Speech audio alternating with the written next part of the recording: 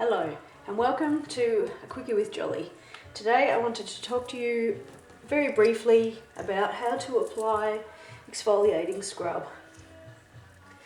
Okay, if you're anything like me, you sort of feel tired towards the end of the day, or even sometimes when you just wake up and you sort of, like this, pulling your face down. So you want to give your face some lift, and Enliven Facial Scrub is the thing to do it with. Okay, firstly it's called Enliven because it has essential oils in it that just give you a zing, they lift your mind. So let's try to defy some gravity here. Just apply the scrub first all over your face and then go up in circle motions. Feels nice. Chin, lip, nose,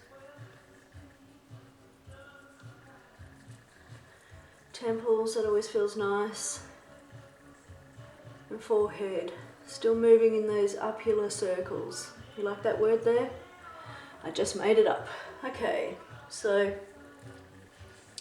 then we get ourselves a warm wet flannel, which I don't have at this point in time. And we give that a really thorough rinse. We'd follow with some toner and some moisturiser. And yes, that's it. That's your Quickie with me this afternoon. Thank you for watching.